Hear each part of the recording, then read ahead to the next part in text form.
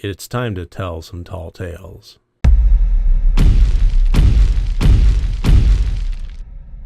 Hello and welcome to RotD Review of the Day, and today I am looking at the 2015 anthology horror film Tales of Halloween.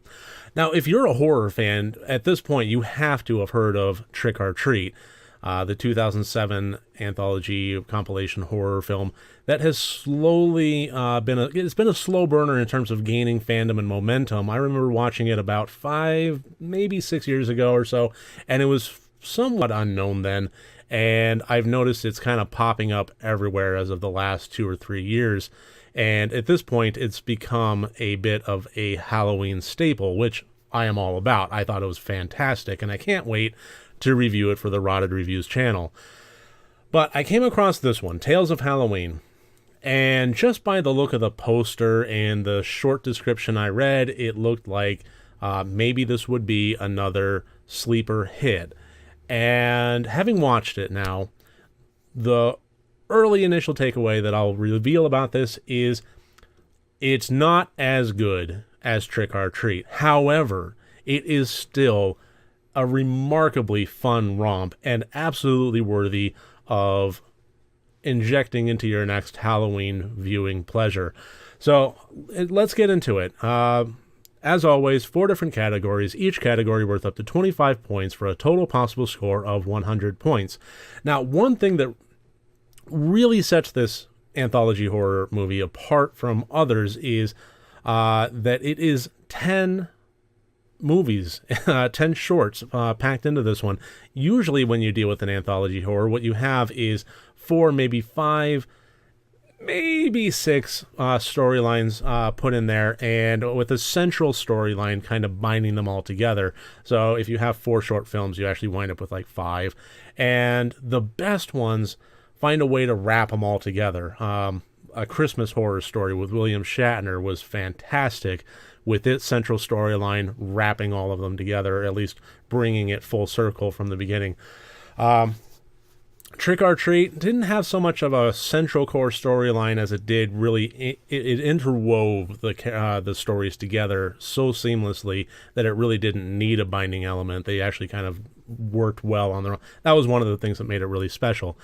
This went a bit of a different way, and it doesn't have a binding element at all. It pretty much just hops from one to the other. There is some character bleed through, but it's pretty minor and almost unnoticeable. It certainly doesn't impact the storyline from one to the other at all. But ultimately, it was just a super amount of fun. It really was. When you deal with 10 storylines, you're going to get some that are hits and misses. And I would say most of these are hits. And as far as coming up with scoring system, that's really tough to do across 10 short films without doing each one individually. And I don't have that kind of time. I don't know about you, but I don't. So I'm just going to kind of do my gut feeling here and kind of just take the movie as the entirety of the hour and a half that it was on the screen. So, plot. Again, there's 10 of them, but I gave the plot 15 out of 25. There really wasn't a plot to be had that was central, but regardless, there were more hits than misses, and the storylines were original and fresh, and the characters were fun. There wasn't anything that reached cinematic excellence in this, but if you wanted to just kick on a movie that takes the concept of Halloween and has just a grand old time with it, has tons of gore, tons of blood, and tons of smiles and winks and nods, this is absolutely the movie to watch, and the plot of many of these storylines is the reason why. So 15 out of 25 for that. Very enjoyable. The intent, again, this was supposed to be just a whimsical carnival ride of a movie, and it really, really achieved that. I gave the intent 23 out of 25. Just spectacular all around with that. It wasn't meant to be entirely scary. It wasn't meant to be entirely thought-provoking. It was just designed to be fun, and it presented that in a way that still had interesting storylines. It still had interesting characters.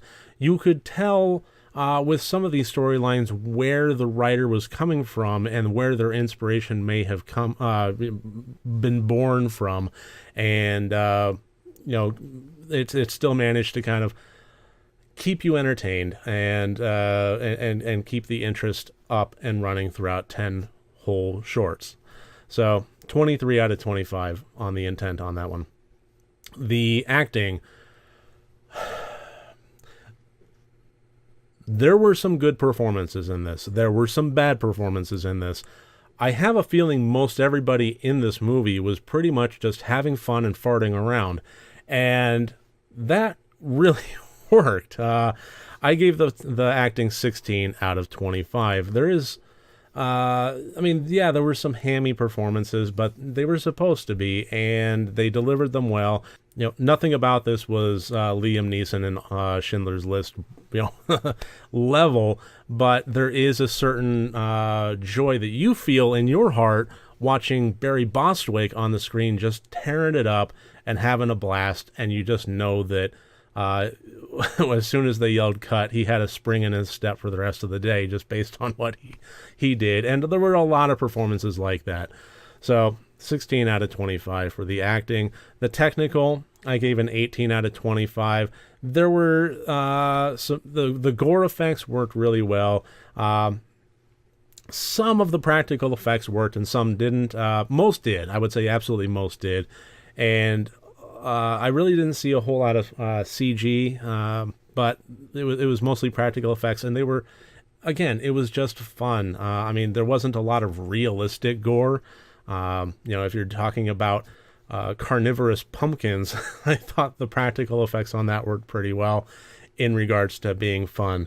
The only other thing I really want to do is just kind of not talk about specifics, because it's really difficult. When you have 10 short films, they are short. So it's difficult to talk about any of them in any general sense without giving them away. There's only so much meat on them bones.